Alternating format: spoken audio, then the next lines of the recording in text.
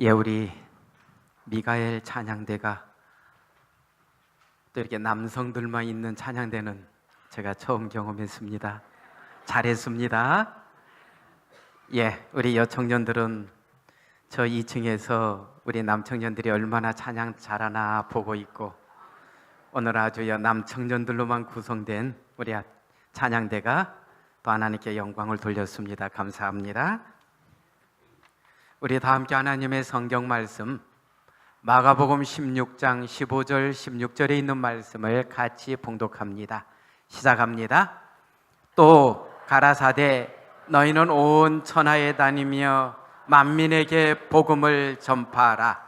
믿고 침례를 받는 사람은 구원을 얻을 것이요 믿지 않는 사람은 정죄를 받으리라. 아멘. 저는 오늘 이 말씀을 본문으로 삼아서 구원의 도라는 제목으로 이 시간 같이 말씀을 나누기 원합니다. 말씀이 앞서서 한 기사를 소개해 드립니다. 뭐라고 써졌습니까?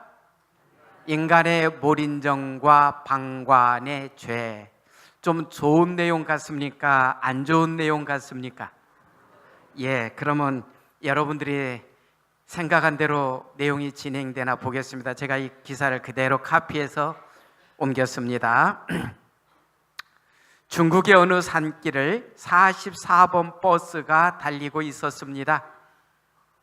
운전기사가 예쁘게 생긴 여자인 까닭에 험악하게 생긴 두 교환이 희롱합니다. 버스 안에는 많은 사람들이 타고 있었지만 아무도 상관하지 않습니다. 그 두 교환은 여자를 버스에서 강제로 끌어내려 버스 옆 풀밭으로 데리고 가 윤관합니다. 버스 안에는 건장한 남자들도 여럿 있지만 누구 한 사람도 나서지 않습니다. 그저 차창 너머로 바라보며 그 광경을 구경만 합니다. 왜냐하면 중국에서는 나무 일에 참견하다 칼에 맞는 일이 종종 발생하기 때문입니다. 그런데 그때 그 광경을 보다 못한 한 청년이 달려가서 괴한과 맞서 싸웁니다. 그 청년은 괴한들에 맞서 싸우다가 그만 칼에 찔리고 맙니다. 여자는 울면서 옷을 차려 입습니다. 두 교환이 먼저, 그리고 여자가 버스에 오르자 차 속에 있던 사람들은 눈길을 마주치지 않으려고 모두가 무관심한 척 창밖을 바라보거나 고개를 숙여버립니다. 여자 운전기사는 더 이상 운전할 수 없는 몸이었지만 헝클어진 상태로 운전석에 앉습니다. 그때 피를 흘리며 쓰러져 있던 청년도 차에 타려 하자 여자가 소리쳤습니다. 왜 남의 일에 참견하시는 겁니까? 라고 청년에게 화를 내며 버스 문을 닫아버립니다. 그리고 버스는 출발했습니다. 청년은 할 수 없이 아픈 몸을 이끌고 피를 흘리며 얼마 동안 터벅거리며 걸어가다가 자동차 사고 현장에 이르렀습니다. 교통을 통제하던 경찰관은 까마득한 낭떠러지 밑을 가리키며 얼마 전에 이 길을 지나온 버스가 추락해 승객이 모두 사망했다고 말합니다. 만약 버스 안에 타고 있던 승객들이 모두 단결하여 칼에 찔린 청년과 함께 두 교환에 맞서서 싸웠다면 두 교환의 범행을 저지할 수 있었습니다. 그러나 버스에 타고 있던 사람들은 직접 죄를 짓지는 않았지만 모두 교환들의 범행을 모른 채 함으로써 범죄 행위를 방조했습니다. 그래서 그 여성 버스 운전기사가 청년을 버스에 타지 못하게 한 이유로 오직 그 청년만이 살 가치가 있다고 생각했는지도 모릅니다. 결국 강간을 당한 그 여자 기사는 승객 모두를 죽음의 골짜기로 데리고 갔습니다. 이 글을 보면서 우리 자신을 돌아봅니다. 우리는 이러한 환경에 있다면 우리는 어떻게 했을까? 그리고 우리는 항상 우리 주변에서 크고 작은 차이는 있을지 모르지만 어려움이나 고통을 당하고 있는 사람들을 항상 접하고 있습니다. 그때 나는 그러한 사람들을 향해서 어떠한 모습을 보여줄까 생각하게 하는 내용입니다. 이것을 저는 우리 영적인 안목으로 또 한번 살피면 좋겠습니다. 우리가 영적인 안목으로 바라본다면 우리의 가족들이 또 우리의 이웃들이 영적으로 정말로 죄악 속에서 살면서 사단의 유혹에 빠져서 허우적거리며 죽어가고 있는데 나는 그러한 우리 가족을 바라보면서 그러한 우리 이웃들을 바라보면서 나의 마음속에는 어떠한 부담감이 이르러 왔는가? 그리고 그 일을 위해서 나 자신은 어떠한 모습으로 지금 살아가고 있는가? 생각하게 하는 내용입니다. 요한일서 3장 18절입니다. 우리 같이 봉독합니다. 시작합니다. 자녀들아, 우리가 말과 혀로만 사랑하지 말고 오직 행함과 진실함으로 하자. 말과 혀로만 사랑하지 말고 행함과 진실함으로 사랑하는 자가 되자. 우리가 교회 안에서도 우리 믿음의 가족들 간에도 정말로 우리의 행함 속에 우리의 행동 속에 진정한 사랑이 나타나고 있는가? 한번 돌이켜보라고 말씀합니다.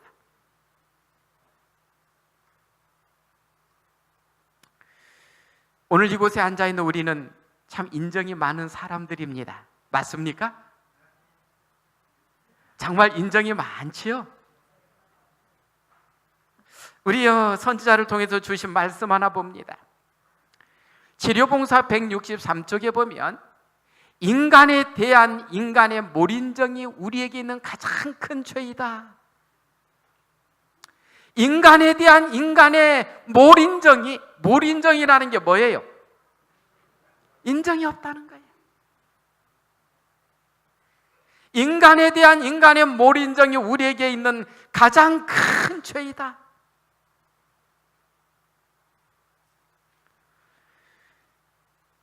우리는 정말로 정이 있는 사람을 좋아합니다. 마음이 따뜻하고 나의 아픔을 같이 아프다고 할 수 있는 그러한 정 있는 사람을 좋아합니다. 맞습니까? 주로 자녀들이 아빠보다 엄마를 더 많이 좋아하는 이유가 무엇입니까? 아빠들보다 엄마가 뭐가 더 많으니까요. 정이 더 많으니까. 그러지 않습니까? 그래서 마지막 죽을 때도 이렇게 뭐 아버지 보고 싶다는 사람 별로 없어. 주로 다 누가 보고 싶어요? 엄마가 보고 싶어. 엄마는 내가 힘들고 어려울 때도 나를 안아주고 감싸주고 했던 그 모습이 눈에 선한 거예요. 그래서 마지막에도 엄마가 그립다, 엄마가 보고 싶다, 그러지 않습니까?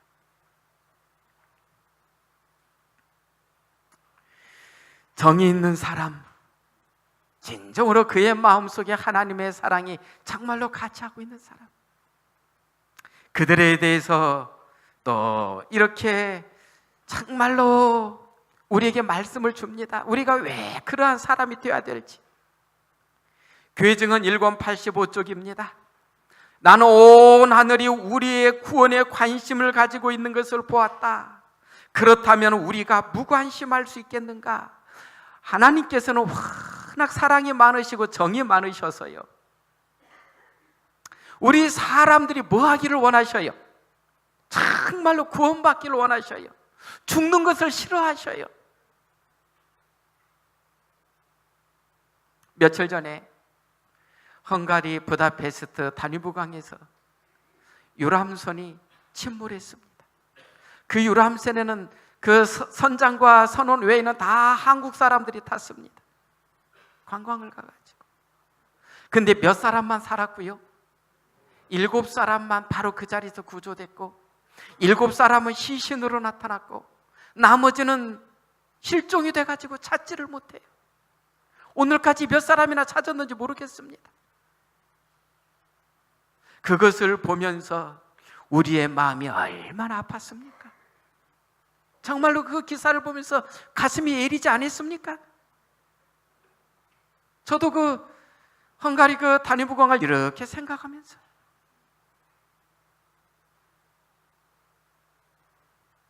그들이 그곳에 죽으러 갔는가?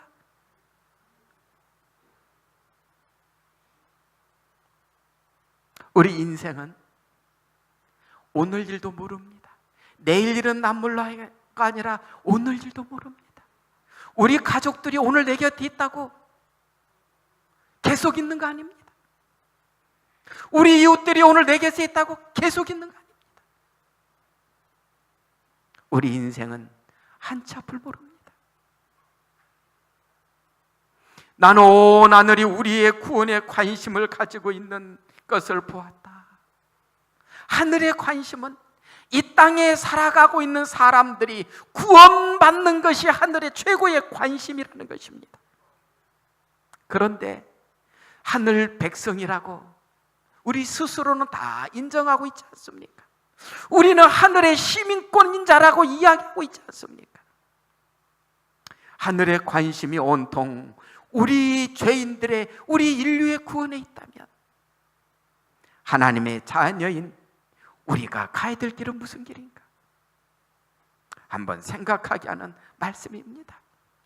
예수님께서 이 땅에 오신 이유가 무엇입니까? 우리가 잘 아는 성경 말씀입니다. 요한복음 3장 17절입니다. 하나님이 그 아들을 세상에 보내신 것은 세상을 심판하려 하심이 아니요 저로 말미암아 세상에 구원을 받게 하려 하심이라.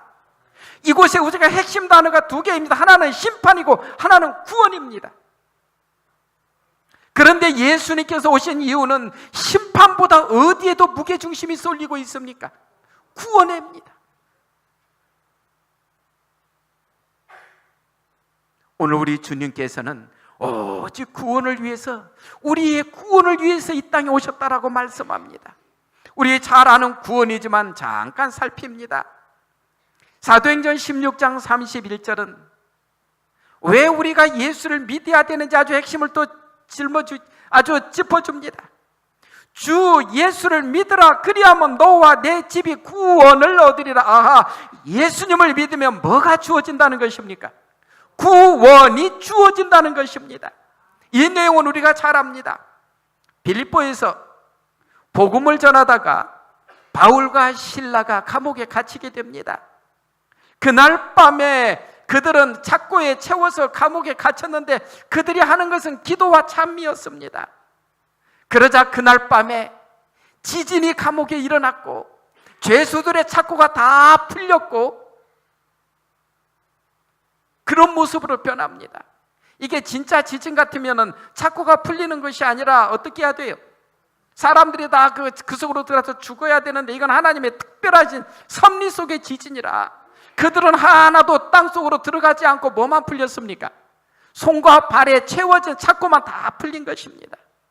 간수가 자다 말고 깜짝 놀라봤더니 감옥 문이 열어졌고 하니까 죄수들이 다 도망갔구나, 나 죽어야 되겠다고 자결을 시도할 때 사도 바울이 뭐라고 말합니까?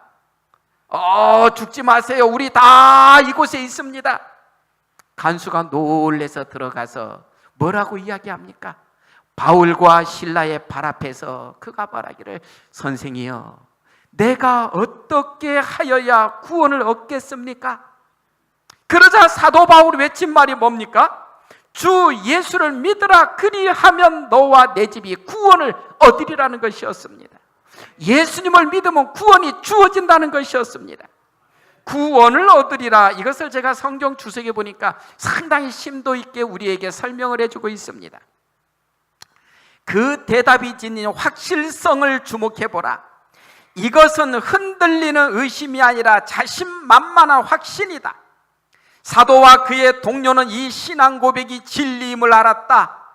그들이 주 예수를 믿음으로써 구원을 얻었기에 다른 죄인도 믿음을 통해 구속을 받을 수 있다는 사실을 확신 있게 말할 자격이 있었다. 그날 밤에 왜 간수가 예수님을 개인의 구주로 영접하고 그의 가족들과 더불어 침례를 받았는지 그 배경을 보여주는 내용입니다. 사도 바울은 주 예수를 믿으라, 그리하면 너와 내 집이 구원을 얻으리라는 이 기변을 자신만만한 확신을 가지고 전했습니다. 왜 이런 확신을 가질 수 있었습니까?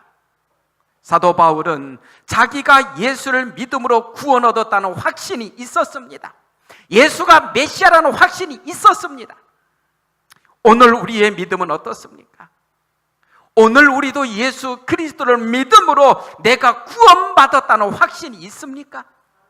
그 확신이 있어야 다른 사람이 가서 자신 있게 복음을 전할 수 있는 것입니다. 내 자신이 구원받았나 못 받았나 의심 속에 있는 사람이 누구한테 가서 예수 믿으라고 전할 수가 있겠습니까? 나도 구원받았는지 의심스러운데. 사도 바울과 실라는 자기들은 100% 하나님 안에서 구원받았다는 확신이 있었기 때문에 만나는 사람에게 주 예수를 믿으라, 그리하면 너와 내 집이 구원을 얻으리라는 그 말씀을 자신 있게 전할 수가 있었습니다. 오늘 우리에게 이러한 믿음이 있기를 바랍니다. 우리는 이 말씀 속에서 정말로 구원이란 한번 잠깐 살펴볼게요. 우리가 이 이야기는 좀 들어서 알지요. 개구리 한 마리가 봄철에 겨울잠을 자다가 봄이 되어서 이제 겨울잠에서 깨어나가지고 너무 신나가지고 산길에서 그냥 펄떡펄떡 뛰어내려오기 시작합니다. 그런데 개구리가 펄떡펄떡 신나서 뛰어내려오는데 저 산에서 누가 어떻게 됐는지 조그만 돌멩이 하나가 떼굴떼굴 굴러오더니 개구리 위에 딱 덮쳤습니다. 개구리는 쭉 펴고 어떻게 합니까? 개구리 죽건내라는 하소연도 못하고 그냥 돌멩이에 눌려 있습니다. 1시간이 지납니다. 2시간이 지납니다. 개구리는 살 길이 없습니다. 조금 있으면 어떻게 해야 됩니까? 죽어야 됩니다. 그런데 그때 저쪽에서 개구쟁이 머시매 하나가 팔떡팔떡 또 뛰어오더니 길거리 보니까 뭐가 놓여 있어요? 돌멩이가 놓여 있어요. 이 개구쟁이 소년들은 돌멩이가 길거리에 놓여 있으면 어떻게 해야 직성이 풀립니까? 발길로 한번 걷어차서 얼마큼 멀리 가나 하고 차야 이게 또 직성이 풀립니다. 그래서 이 꼬맹이가 그냥 발길로 돌멩이를 냅다 걷어찼습니다. 그랬더니 그 속에서 뭐가 나와요? 개구리가 팔딱 뛰어나오면서 아이고 살았다. 개구리에게 있어서 그것은 하나의 구원입니다. 그는 그 개구리는 거기서 죽어야 되지만 이 소년의 발길 하나로 그는 지금 죽음에서 구원으로 지금 올라온 것입니다. 여러분, 이 개구리에게 있어서 이것은 하나의 기적은 됐는지 모르지만 이것은 우연한 구원입니다. 그러나 성경이 말하는 구원은 이렇게 우연한 구원이 아니지요. 뭐라고 말씀합니까? 성경이 말하는 구원은 정말로 하나님께서 인간을 너무나도 사랑하셔서 죽음에서 건져내시기 위하여 처음부터 끝까지 계획을 세우셨음을 우리에게 보여주고 있습니다. 우리 성경 말씀 마태복음 1장 21절에 있는 말씀을 봅니다. 오늘 아주 남성 찬양대 우리 큰 소리로 읽습니다. 시작.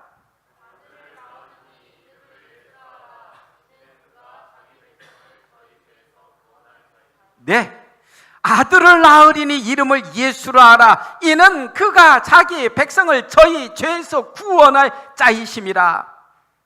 즉 사람들을 그 죄에서 건져내는 것이 예수님의 사명이요, 죽을 수밖에 없는 인간을 죽음에서 건져내어 영생을 주는 것이 예수님이 이 땅에 오신 목적인 것을 우리에게 보여주고 계십니다.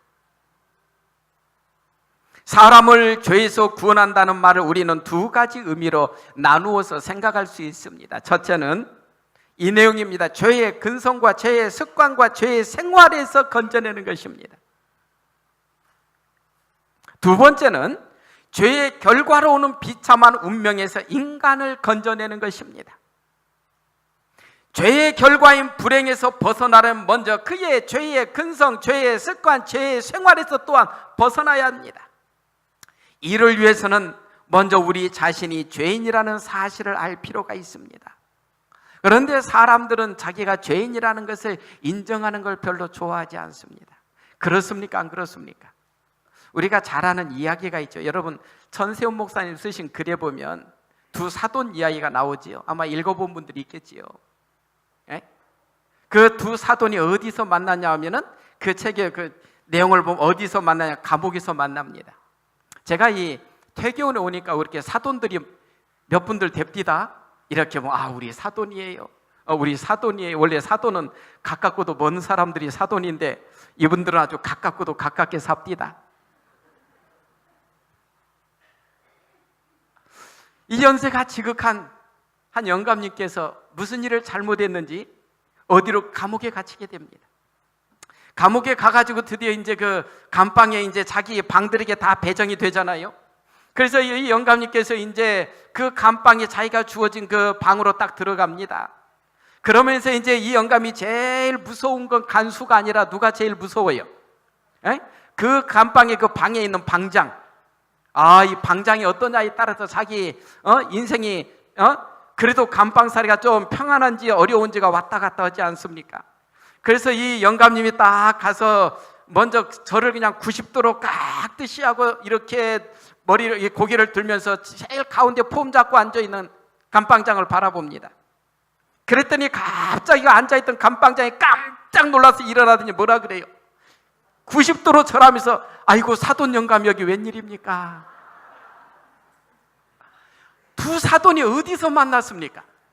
감방에서 만났어요. 이게 좋은 일이에요? 안 좋은 일이에요? 절대 안 좋은 일입니다. 위에 산 사돈이 묻습니다. 이 사돈 영감 어쩌자고 이곳에 왔습니까? 무슨 일로 왔습니까? 제가 재수없기는 참 재수가 되게 없어갖고요. 무슨 일인데요? 사돈 영감이 알다시피 우리 어디 동네 우리 집에 가려면 산길인지 뭔지 가지 않습니까? 가지요. 그래서 내가 그 논길 이제 해갖고 논길로 이렇게 지나가는데 새끼줄 하나가 논에 놓여 있더라는 거예요. 그래서 나는 새끼줄이 하나 있길래 그냥 새끼줄 하나 들고 집에 왔는데 재수 없이 왜 송아지가 끌려왔냐고. 아, 그렇습니까 사돈 영감? 그러면서 이제 또 다른 사돈이 물어요. 아니, 사돈 영감 여기 왜 왔습니까? 아, 나도 재수 없기는 마찬가지입니다. 아유, 무슨 일인데요? 어디에 가면 그 백화점인가 뭔가 큰 거 있지 않습니까? 아, 있지요. 아, 제가 하루는 그곳에 가가지고 물건들을 쫙 이렇게 살펴보고 이렇게 쭉 가는데 그 책에는 갓으로 나와요. 갓이 뭐예요? 갓김치 말고. 예? 옛날에 그 어른들이 점잖은 양반들이 머리에 쓰는 갓이지요. 아, 이 갓이 놓여 있는데 이거 내가 쓰면 너무 잘 어울리겠더라 이거예요. 그래서 그 갓을 쫙 들고 나오면서 그 앞에 점원에게 이거 외상이요 소리 안 하고 들고 나왔다고. 자기를 감옥에 넣었다는 거예요. 그래서 둘 다 뭐가 없다는 거예요? 재수가 없다는 거예요. 여러분들이 볼 때 그 두 사돈이 재수가 없습니까? 아니면 여러분들이 볼 때는 그 둘은 어떻게 했습니까? 죄를 지었습니다. 그러나 오늘날 많은 사람들이 말하기를 뭐라고 이야기합니까? 재수없다, 재수없다. 오늘날 감옥에 있는 많은 사람들이 하는 말이 뭐라 그래요? 재수없어서. 물론 그들의 말도 일부는 일리가 있어요. 에? 나는 겨우 몇백만 원 사기도 안 쳤는데 감옥에 넣고, 누구는 막 몇억, 몇십억을 저 사기치고 있어도 감옥에도 안 넣으면서, 그러면서 그들이 하는 말이 유명한 말이 있지요. 무전유죄, 유전무죄. 그들이 또 그런 말을 잘 씁니다. 에? 그러니까 자꾸 그들은 자기 자신들을 이렇게 변호하기 급급합니다. 이런 사람들에게는 뭐가 없어요? 구원이 없어요. 정말로 예수를 믿는 사람은 스스로가 죄인이라고 여기는 사람만이 진정으로 예수님께 올 수가 있습니다. 그런데 우리가 이제 예수님을 믿고 이렇게 이제 예수님 안에서 살고 정말로 선하고 착하게 살려고 결심한 적 많이 있습니까? 없습니까? 있지요? 정말로 남편에게도 정말로 내가 잘해야지, 내가 부인에게도 정말로 잘해야지, 내가 우리 아이들에게 정말로 멋진 아빠가 돼야지, 이런 결심들을 종종 안 한 분들 없을 것입니다. 그래요, 안 그래요? 우리 김말순 집사님도 그렇게 했지요. 그런데 뜻대로 잘 됩니까? 그러지 않을 때가 한두 번이 아니지요. 우리 황진태 장로님도 그렇습니까? 이경희 집사님한테 정말로 잘해주려고 노력했는데 본의 아니게 그러지 못할 때도 좀 있었지요. 많이는 아니지만.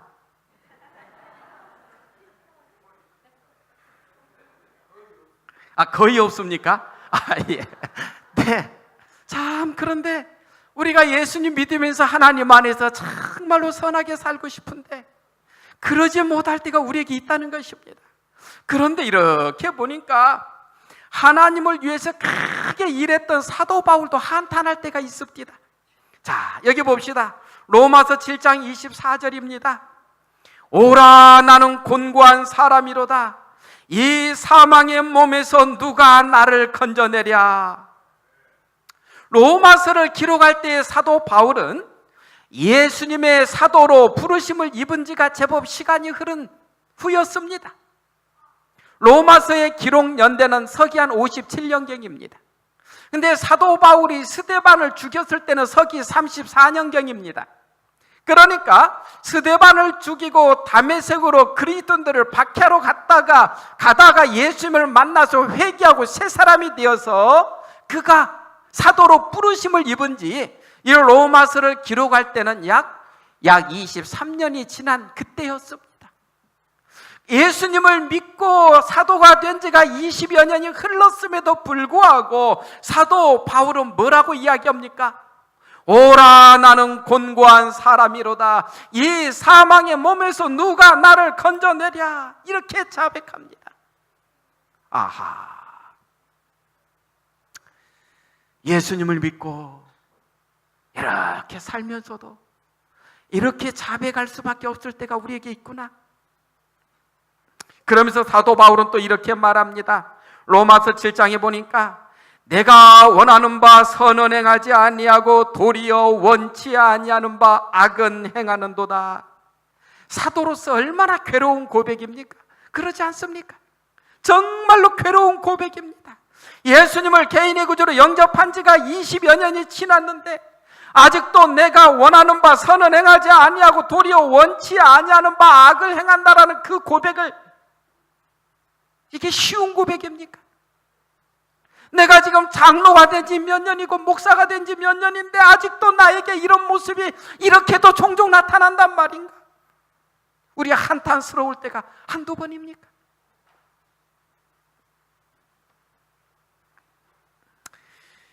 그래서 그런지 사도 바울은 로마서 3장에서 이렇게 말합니다. 기록한 바 의인은 없나니 하나도 없으며 깨닫는 자도 없고 하나님을 찾는 자도 없고 다 치우쳐 한 가지로 무익하게 되고 선을 행하는 자는 없나니 하나도 없도다. 이 고백이 모든 인류의 고백입니다. 우리 모두는 죄인입니다. 그래서 죄를 짓습니다. 그래서 죽습니다. 그래서 사도 바울은 고통 중에서 또 이렇게 고백했지요. 오라 나는 곤고한 사람이로다. 이 사망의 몸에서 누가 나를 건져내랴. 그러면서 그는 말하기를 우리 주 예수 그리스도로 말미암아 하나님께 감사하리로다. 고통의 간증을, 고통의 고백을 했던 사도 바울의 정말로 핵심 내용은 나중에 뭐예요? 예수 그리스도로 말미암아 하나님께 감사한다.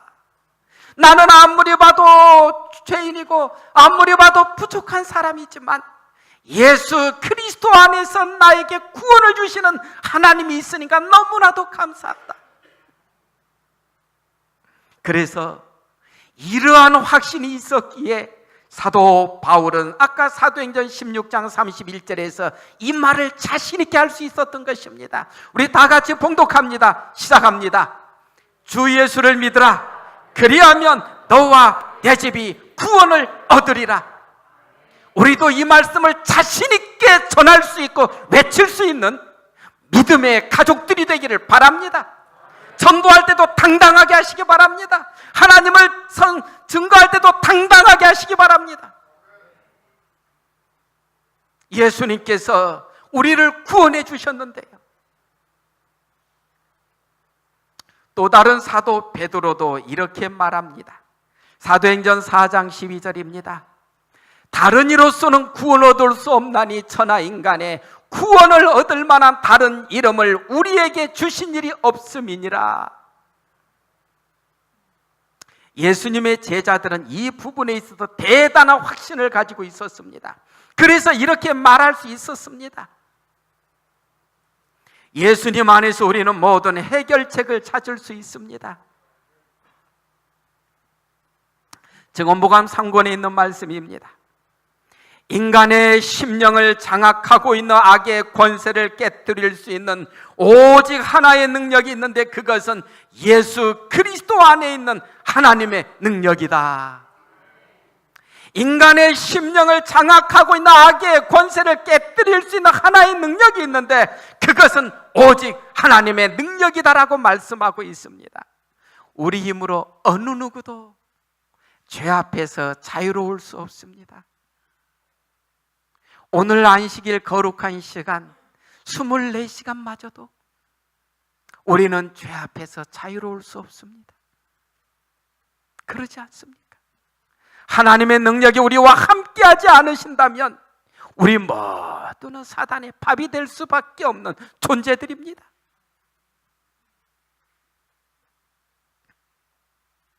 그런데 예수님 안에서 어떤 삶이 또 우리에게 주어지는지를 이렇게 말씀합니다. 십자가에 못 박히신 분의 보혈을 통해서만 죄에서 정결함을 얻는다. 그의 은혜만이 우리로 타락한 본성의 경향들을 저항하고 굴복시킬 수 있게 된다. 예수 그리스도의 보혈을 통해서만 우리는 죄에서 정결함을 입고 그 은혜만이 우리로 타락한 본성의 경향들을 저항하고 굴복시킬 수 있다라고 말씀합니다. 이 말씀이 얼마나 힘이 됩니까? 예수님께서 우리와 함께 하실 때에 우리의 본성이 변할 수가 있다는 말씀이 얼마나 행복한 말씀입니까? 오늘 우리에게 이러한 변화의 체험이 필요합니다. 우리에게 살아있는 믿음이 필요합니다. 믿음에 대해서 좀 더 살피겠습니다. 히브리서 11장 6절입니다. 믿음이 없이는 기쁘시게 못하나니 하나님께 나아가는 자는 반드시 그가 계신 것과 그가 자기를 찾는 자들에게 상 주시는 이심을 믿어야 할지니라. 그러니까 첫째, 누가 계신 것을 믿으라는 것입니까? 하나님께서 계신 것을 믿으라는 것입니다. 그런데 우리 한국갤럽조사 연구소에 의하면 한국 사람들은 약 40%만이 신의 존재와 사후 세계가 있음에 대하여 믿는다고 답했습니다. 100명 중에 40%의 사람만이 뭐예요? 신의 존재와 사후 세계가 있다라고 믿었습니다. 그러나 미국과 서구에 사는 사람들은 약 90%가 신의 존재와 사후 세계에 대하여 믿는다고 말합니다. 오늘 우리는 어떻습니까? 정말로 하나님이 살아계신 것을 우리는 확신합니까? 하나님 살아계십니까? 확신합니까? 예, 이 믿음 끝까지 간직하시게 되시기 바랍니다. 이러한 사람들에게 하나님께서 상을 허락하셨습니다. 무슨 상을 주십니까? 자녀가 되는 권세를 주십니다. 이야, 영접하는 자 곧 그 이름을 믿는 자들에게는 하나님의 자녀가 되는 권세를 주셨으니, 여러분, 자녀의 특권은 대단합니다.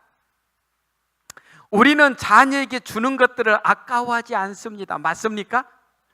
없어서 못 주어서 안타까워하는 게 우리의 심정 아닙니까? 그래요, 안 그래요?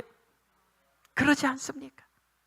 하나님은 우리에게 다 부모보다도 더 좋은 것으로 주시고자 우리를 자녀 삼으셨다라고 말씀합니다. 두 번째는 무엇입니까? 하나님께서 우리에게 주시는 상 영생입니다. 우리 요한복음 3장 16절 너무나 잘 아는 말씀이에요. 우리 같이 봉독합니다. 시작! 하나님이 세상을 이처럼 사랑하사 독생자를 주셨으니 이는 저를 믿는 자마다 멸망치 않고 영생을 얻게 하려 하심이니라. 영원한 생명, 우리 인간이 가장 소원하는 것입니다. 인간은 영혼에 대한 갈망이 있습니다. 왜 그렇습니까? 하나님께서 아예 그것을 우리의 마음속에, 우리의 유전자 속에 심어 놓으셨습니다. 우리가 전도서 3장 11절에 보면 하나님이 모든 것을 지으시되 때를 따라 아름답게 하셨고 또 사람에게 영원을 사모하는 마음을 주셨다. 그래서 이 영혼 때문에 사람이 사는 곳은 어디든지 종교가 있습니다. 종교의 특징을 다 살펴보면 핵심이 뭐예요? 영원히 산다, 그리고 행복하게 산다가 핵심 아닙니까? 이 모든 것들은 주어질 수밖에 없었는가? 하나님께서 우리 인류를 창조하실 때 우리의 마음속에, 우리의 유전자 속에 영혼에 대한 갈망을 심어 놓으셨기 때문입니다. 하나님께서는 이 영생을 예수님 안에 심어 놓으셨습니다. 그래서 예수님을 마음에 모신 사람은 영생이 주어집니다. 예수님을 믿는 사람에게 주어지는 세 번째 상은 주님께서 함께 거하시는 것입니다. 내 안에 거하라, 나도 너희 안에 거하리라. 예수님께서 주신 약속입니다. 예수님께서는 우리와 함께 하시기를 기뻐하십니다. 예수님께서 함께하는 자들의 특징을 이렇게 봤더니 제가 몇 가지 적어봤습니다. 첫째, 이전의 생애가 가증하게 보이며 이전에 좋았던 쾌락들이 싫어지게 됩니다. 두 번째, 죄를 미워하고 하나님 앞에 그 마음을 자주 깨뜨리고 회개하게 됩니다. 세 번째는 우리의 마음이, 애정이, 관심이 새롭게 변합니다.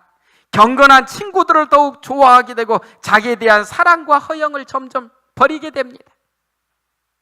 네 번째는 성경을 연구하는 일이 즐겁게 되고 말씀을 순종하는 것이 기쁘게 됩니다. 이거 정말로 큰 축복입니다. 다섯 번째는 기도하는 시간이 기쁘고 소중합니다. 여섯 번째는 봉사하는 것이 행복이 됩니다. 마지막 일곱 번째는 예수님이 우리 생의 매력이 되고 하나님의 사랑을 전하기를 기뻐하는 사람이 됩니다. 저는 이렇게 주님 안에서 멋있게 사는 우리에게 주님께서 주신 전도 사명을 좀 더 강조하기를 원합니다. 예수님께서는 우리에게 말씀하시기를 너희는 천하에 다니며 만민에게 복음을 전하라고 말씀합니다. 또 우리가 말씀해 보니까 모든 참된 제자는 하나님의 나라의 선교사로서 태어난다. 생수를 마시는 자는 생명의 샘물이 된다. 받는 자는 주는 자가 된다고 말씀합니다. 또 이렇게 말씀합니다. 질병과 무지와 죄에 빠져있는 수백만의 사람들이 그들을 위한 그리스도의 사랑에 대하여 들어야 할 만큼 듣지 못하고 있다. 우리는 우리보다 혜택을 적게 받은 사람들에게 빚을 지고 있다. 우리는 이 빚을 갚기 위하여서 6월 10일부터 한 주일 동안 전도회를 개최합니다. 이 전도회에 먼저 우리 모두가 열심히 참여하기를 바랍니다. 그리고 오실 때에 우리의 가족도 한번 돌아보시고요, 우리의 이웃도 한번 돌아보시고요, 그분들을 위해서 기도하면서 그분들을 모시고 오기 바랍니다.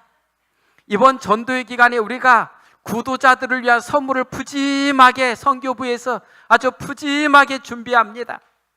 구도자들은 매일매일 선물이 주어집니다. 5번 오는 분은 5번의 선물을 받아갈 것입니다.